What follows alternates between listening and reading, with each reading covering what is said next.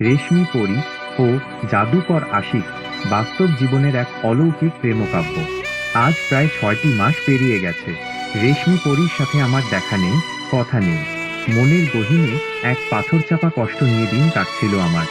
জাদুর দুনিয়ায় ব্যস্ততা থাকলেও নিভৃতে ওর অভাবটা আমাকে প্রতি মুহূর্তে পোড়াত।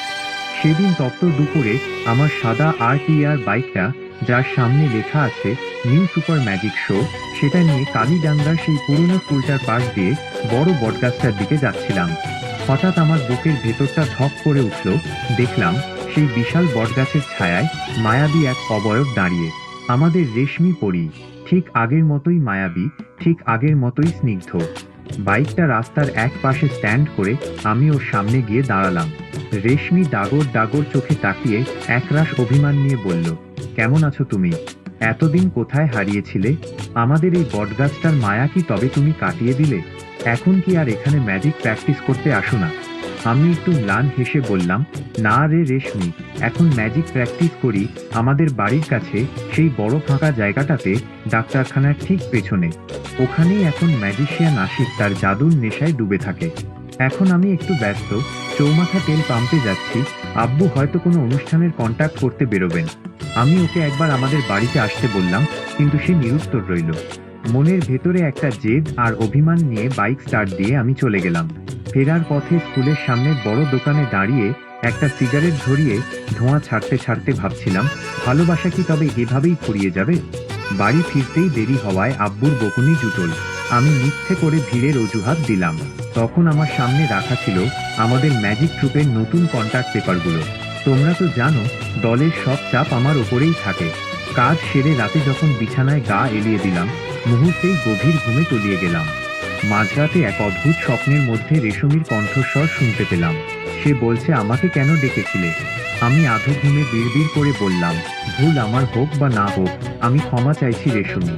সে আমার খুব কাছে এসে বসল এবং ফিসফিস করে বলল, আমি কোনো ঝামেলার জন্য আসিনি তো। আব্বু মায়ের শরীরটা খুব খারাপ ছিল, তাই আসতে পারিনি। তোমাদের জগতের 3 দিন আমাদের দুনিয়ার মাত্র একদিনের সমান, তাই আমার ফিরতে একটু দেরি হয়ে গেল। হঠাৎ অনুভব করলাম আমার মুখের ওপর এক উষ্ণ নিঃশ্বাস আছড়ে পড়ছে। এক মায়াবী ঘ্রাণে আমার ঘুমটা পাতলা হয়ে এল। মনে হলো কেউ আমার কপালে এক কোমল আর সিক্ত চুমুর পরশ এঁকে দিল। রেশমি বলল, এখন তো আমি ফিরে এসেছি, এবার অন্তত চোখ খুলে দেখো। চোখ মেলতেই আমি স্তব্ধ হয়ে গেলাম। স্বপ্ন নয়, রেশমি সত্যিই আমার বিছানার পাশে বসে আছে। আবেগে আমার চোখ দিয়ে টপটপ করে জল পড়তে লাগলো। সে আমাকে নিবিড়ভাবে জড়িয়ে ধরে বলল, আর কখনো কষ্ট দেব না আশিক। আমি ওর চুলে মুখ লুকিয়ে বললাম, ছাই দেবে না, প্রতিদিন তো তাই করো। সে হাসল, এক অপূর্ব হাসি। সারা রাত আমরা একে অপরের বাহুবন্দী হয়ে হাজারো গল্পে ডুবে রইলাম। পরের দিন বিকেলে আমার ইউটিউব চ্যানেলের জন্য ভিডিও এডিট করার সময় আবার সেই পরিচিত সুগন্ধটা নাকে এল। রেশমি এসেছে আমাকে তার রহস্যময় জগতে নিয়ে যেতে। আব্বু মাকে বন্ধুর বাড়িতে যাওয়ার কথা বলে আমি রেশমির হাত ধরলাম। সে আমাকে পরম আবেশে নিজের বুকে জড়িয়ে ধরে চোখ বন্ধ করতে বলল। কানের শোঁ শব্দ আর শরীরের ওপর দিয়ে তীব্র বাতাসের ঝাপটা বয়ে গেল। যখন চোখ খুললাম, দেখলাম আমরা এক বিশাল সোনালী রাজমহলের বিশাল গেটের সামনে দাঁড়িয়ে। রেশমি জানাল এটা ওর নানুর বাড়ি। রাজপ্রাসাদের ভেতরটা মানুষের কল্পনার অতীত, দেয়ালগুলো দামি পাথর আর বর্ডার দিয়ে সাজানো। সেখানে দেখা হলো রেশমির নানার সাথে। এক দীর্ঘদেহী জিন, যার পিঠে কাঁচের মতো স্বচ্ছ দুটি ডানা। তার শরীর থেকে এক রাজকীয় সুগন্ধ আসছিল, যা আমি আগে কখনো অনুভব করিনি। এরপর এলেন রেশমির নানি, যিনি এক অদ্ভুত প্রযুক্তির হুইল চেয়ারের মতো যানে করে ঘুরে বেড়ান। বিশাল ডাইনিং টেবিলে খেতে বসলাম আমরা। সে টেবিল এত বড় যে মানুষ ফুটবল খেলতে পারবে সেখানে।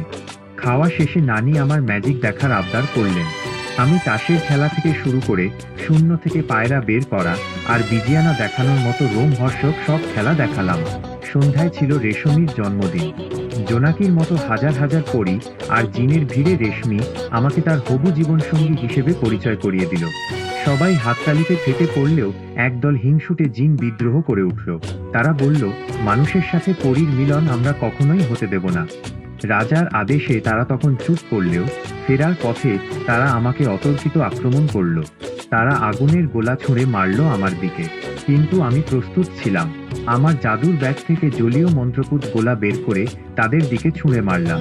অনেকক্ষণ ধরে চলল সেই মায়াবী লড়াই। এক সময় রেশমি তার জাদু দণ্ডটি আকাশের দিকে তুলে ধরতেই এক তীব্র আলোয় সব শত্রুরা মাটিতে লুটিয়ে পড়ল। আমরা আবার ফিরে এলাম আমার চেনা গ্রাম চাঁদখালিতে। রেশমি আমার হাত ধরে বলল, আশিক, আমি সিদ্ধান্ত নিয়েছি, সারা জীবনের জন্য আমি তোমার কাছেই থেকে যাব। সে জানাল তার বাবা মা খুব শীঘ্রই মানুষের রূপ ধরে আমাদের বাড়িতে আসবে আমাদের বিয়ের চূড়ান্ত কথা বলতে। আনন্দে আমি ওকে জড়িয়ে ধরলাম এবং একরাশ গভীর ভালোবাসায় আমরা বিছানায় লুটিয়ে পড়লাম। সেই রাতটি ছিল আমাদের প্রেমের শ্রেষ্ঠ সাক্ষী। পরের দিন সকালে রেশমি মুচকি হেসে বলল, জানো, কাল রাতে আমরা যখন একসাথে ঘুমিয়েছিলাম, আব্বু একবার রুমে উঁকি দিয়েছিল কিন্তু তুমি টের পাওনি। লজ্জায় আমি মাথা নিচু করে হাসলাম। সে জানাল তার মা তাকে বলেছে যেন আজ সে একদমই মন খারাপ না করে।